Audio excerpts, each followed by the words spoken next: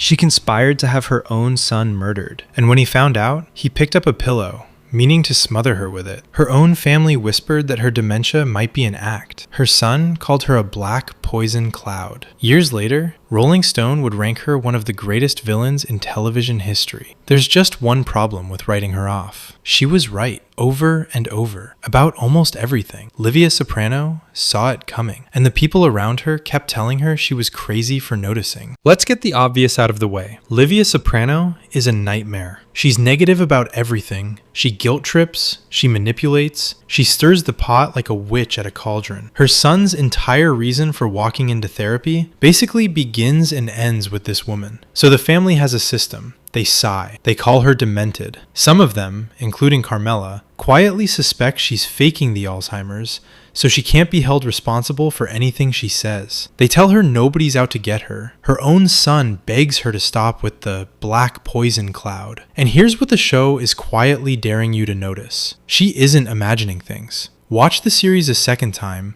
and a pattern emerges that's almost unsettling. Strip away the cruelty, the self-pity, the venom, and underneath it is a woman reading every room she's in with terrifying accuracy. Tony's own psychiatrist, Dr. Melfi, eventually pins down the diagnosis: borderline personality disorder.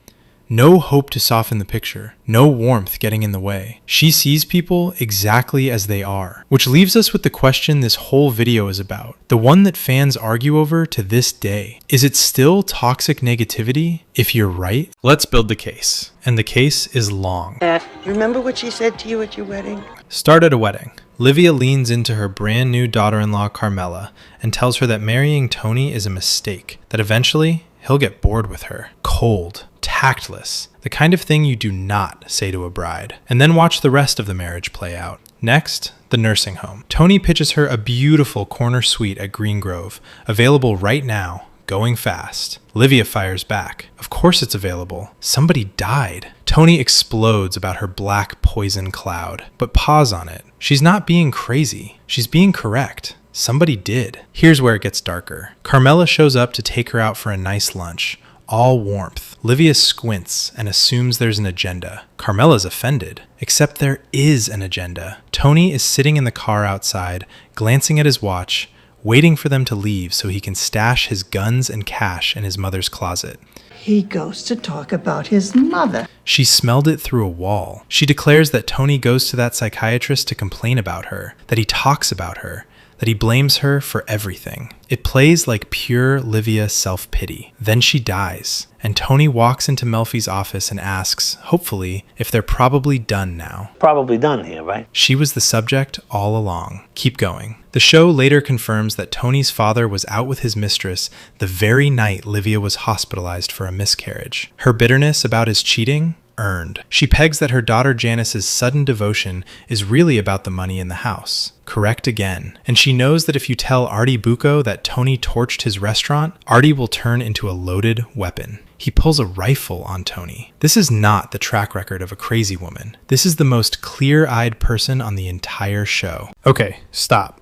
Because if you're nodding along right now, you're falling into the exact trap the show built for you. Here's the counter-argument, and it's a good one. A broken clock is right twice a day. If you forecast that everything will be awful all the time about everyone, then yes, sometimes the world hands you a win. The misses get forgotten. The hits feel like prophecy. Livia doesn't make careful targeted reads. Doom is her default setting. So when doom shows up, it looks like genius. And there's a darker layer underneath. A lot of what Livia predicts doesn't just happen to come true. She makes it come true. Take her central grievance, that Tony and Carmela don't really want her living with them. She's correct. But why? Because she would be unbearable to live with. She has spent decades being so negative, so manipulative, so impossible that people lie to her just to survive a conversation. And then, here's the genius and the horror of the character. She gets to feel vindicated when they do. She poisons the well, then she points at the water and says, "See? It's bad." That's a self-fulfilling prophecy wearing a prophet's robe. So is it toxic negativity if you're right? The honest answer is the uncomfortable one. You can be completely correct and completely poisonous at the same time. The two were never mutually exclusive. Livia is living proof. But let's be fair to her too. The family does lie to her, constantly. They tell her nobody has an agenda when somebody always does. They tell her she's imagining things she is not imagining. By the dictionary, that's the definition. Telling someone their accurate read of reality is a delusion. So is the family gaslighting Livia? Here's the more interesting answer. They're doing something the entire show is obsessed with. A running theme across all 6 seasons is that people cannot stand to hear the truth, especially about themselves. Tony can't, Carmela can't. The whole crew constructs elaborate lies just to avoid the mirror. Livia is the mirror. She says the quiet part out loud, with zero fear, with zero filter, because she has no warmth to protect anyone's feelings. And the family's reaction has very little to do with her being wrong. It has everything to do with her being unwelcome. There's a wide gap between "you're crazy"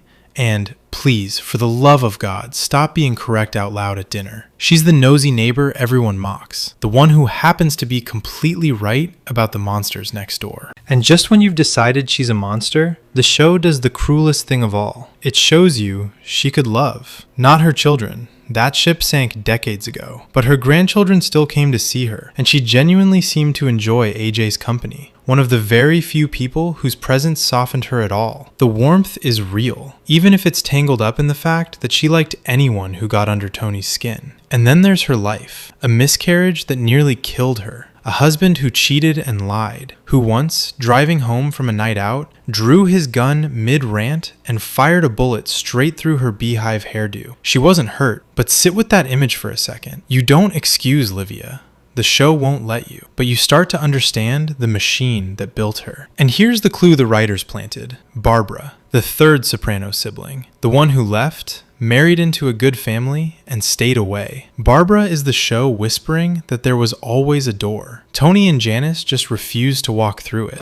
Hi, Grandma. Which brings us to the line. A teenage AJ, secretly visiting her, spiraling about the point of anything, asks his grandmother what the use is, and Livia gives him the bleakest sermon in television history. In the end, she tells him, "You die in your own arms. It's all a big nothing. What makes you think you're so special?" It devastates him. It probably damages him for life. And it might be the most honest thing anyone says in the entire series. Because that's the trap of Livia Soprano. The woman is hateful, dangerous, impossible. And she's also the only person in New Jersey willing to stare reality dead in the eye and describe exactly what she sees. She dies early in the show, but she never leaves it. Tony walks into therapy after her funeral, hoping he's finally free of her. He isn't, not even close. He spends the rest of his life proving she had his number. Think about how that life ends. A man at a diner, his family around him, and then nothing. Cut to black. It's all a big nothing.